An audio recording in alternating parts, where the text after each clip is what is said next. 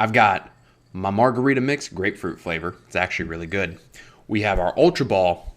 We got a chub in our pants. It's time to talk about Doom the Dark Ages and responding to the Act Man, because it's actually a lot better of a game than he said it is. Let's dive on into it, shall we?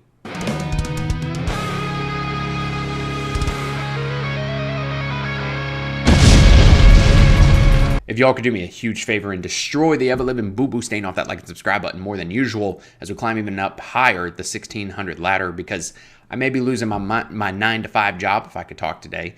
So if you could do me a huge favor and check out the description, I've got a link to my book that you can purchase on Amazon, digital only. I'm losing money if I print physicals. And if you could just share the video around, if you don't want to do that, totally understand. But if you could really just share this video out, help it get some views, I would really appreciate it so I can help pay my bills. That would really mean a lot to me, so I'm not living out of my car under a bridge or an overpass, whatever the case may be. So I want to talk about the Act Man's 40-minute video talking about Doom the Dark Ages and why he thought it was kind of disappointing. And I watched his video and I wanted to have a couple days to kind of digest and think about how I wanted to talk about this. Side note, I don't hate the Act Man. Anytime that you make a response video to someone on the internet, it's like you have to say that, but it is what it is. No, I thought his video was great. I love the guy, love his content, really cool dude. I hate all the stuff that happened with him with, like, you know, the Quantum TV situation. Besides the point, there was some things that he mentioned in that video that I really did agree with, and there were some other things that, number one, I was surprised he didn't mention the music with Mick Gordon. Number two, there were some things that he talked about that I didn't really fully agree with, because if you're familiar with the lore of Doom and what's been set up by Doom 2016 and Doom Eternal, a lot of things were already answered going into Dark Ages. So we're going to be talking about all that and more, so be sure to sit back and relax, grab a beer, grab yourself some margarita mix if you need to.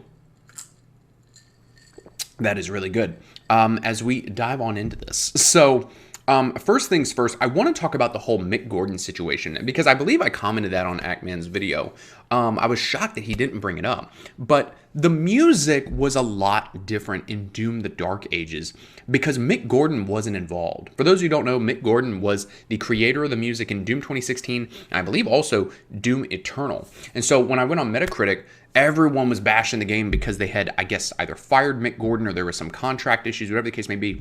And I started comparing the music, and I noticed that the music in Doom the Dark Ages, even some of the first couple of like starting songs, it sounded like someone was screaming in the background. And then you compare it to like Doom 2016 or Doom Eternal, and it just sounds so badass. It sounds so good. So I really wasn't a fan of Doom the Dark Ages music. I think Mick Gordon is just the one who should always be doing it. But besides that, I think that's kind of where my complaints kind of die off, right? I felt like overall, Doom the Dark Ages did a good job of reinventing the wheel of first-person shooters, of just going through and killing a bunch of demons from hell. That part was good, right? Like, you expect that to be good.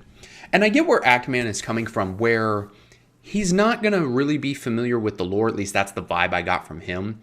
Because if you're going into Doom saying, okay, the story is that there are demons taking over the planet, you're going to kill them and save the day, and you just turn your brain off, drink a beer or a margarita mix, and, you know, just go through the story, you know, 10 hours, whatever it may be, right? I get that. But for lore lovers like myself, and I'm sure many others out there, there was a lot of meat on this bone for you to chew on that answered some questions that Doom 2016 and by extension Doom Eternal had to an extent, right? So first of all, one of the things he talked about was, you know, what planet are we on? Going from level to level seems really disconnected. There doesn't seem to be any sort of connection there. And I will agree with that to an extent, but I believe they said it in the game, if I remember correctly from my playthrough. You're on the planet Argent Denur. And that's important because Doom the Dark Ages takes place before 2016 and before Eternal. Technically, it takes place after Doom 64, but we'll talk about that. So you're on the planet Argent Denur, which you go to in Doom 2016, and you see the destruction that's taken place. And the Sentinel Knights, you know, that king or whatever, you saw in Doom Eternal. Now, I will say that they did not really extrapolate the story as well as they could have. You know, the ending where the king asks his daughter, you know, are you okay? And she's like, yeah, I'm good, pimp. And like all of a sudden she's got like a new superpower or something. Yeah, that really wasn't all that good.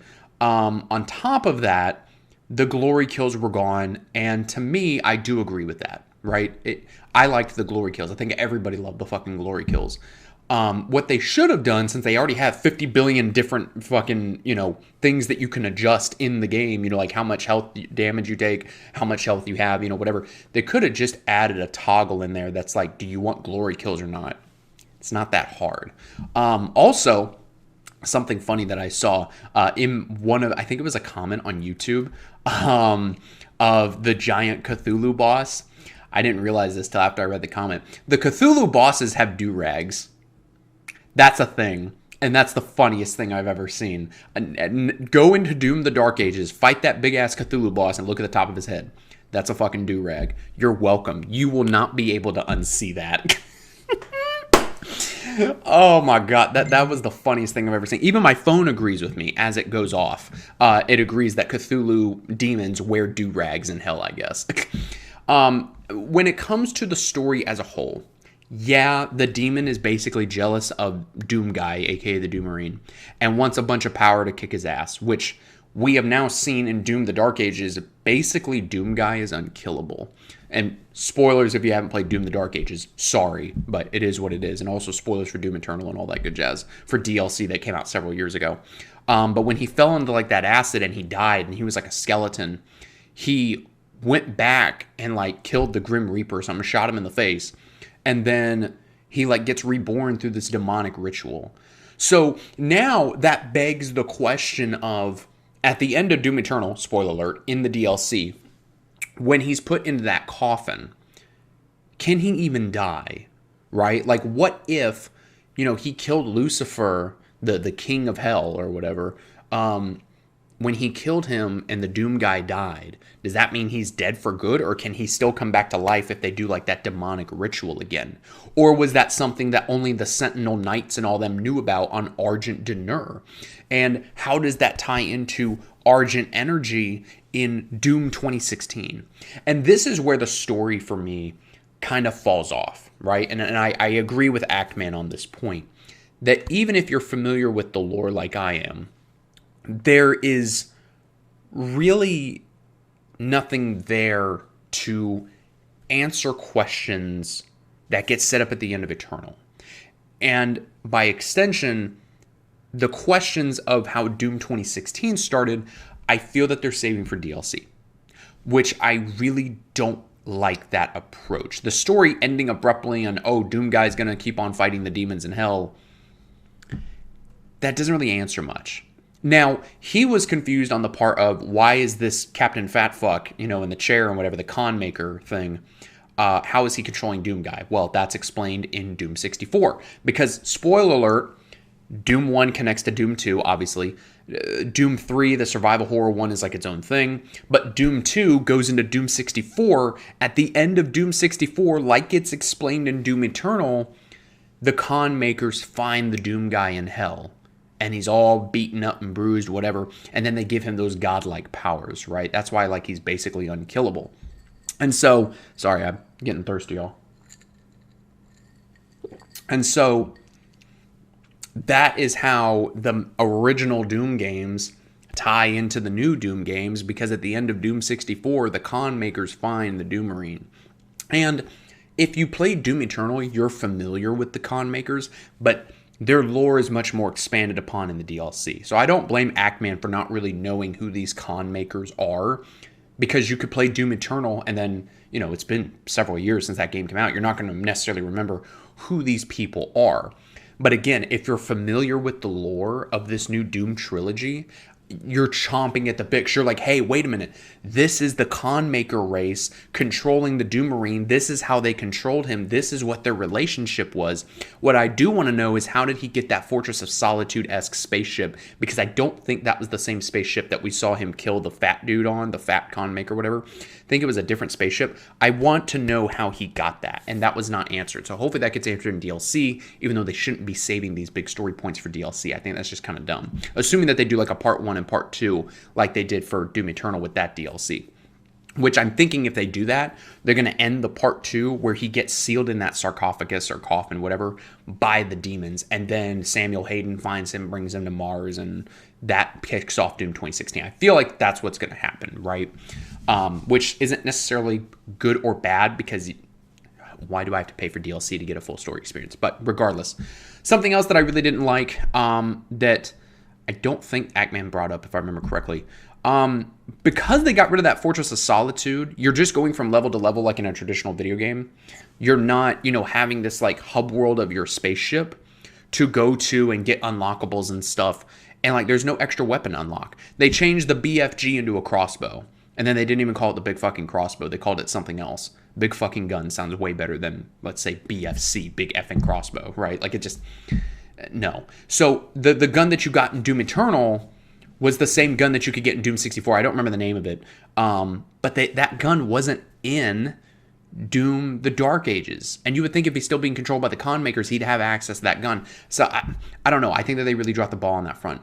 When it comes to the best game in this trilogy between Doom 2016, Dark Ages, and Eternal, Eternal is the best by far.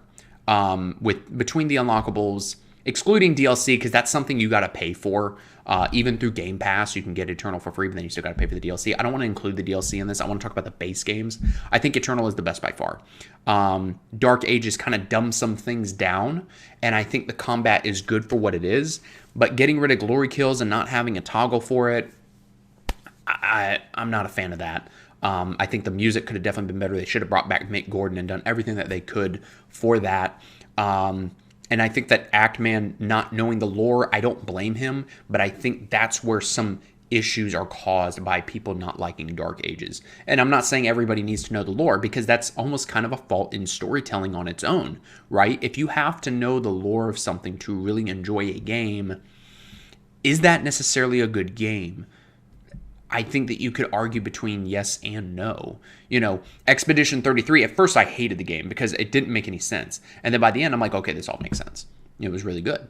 I still think it's one of the best and worst games I've ever played, but we're going to make a video on that later because I think that's going to be a good title and that's going to catch a lot of attention, because it sounds like I'm saying it's both good and bad, but it's in a totally different way. I'm still working on that script. But guys, let me know what you think about all this down in the comments below. I thought Doom the Dark Ages was great. I'm really interested to see if the DLC is going to tie into Doom 2016. Thank you guys for watching, and I'll see you in the next video.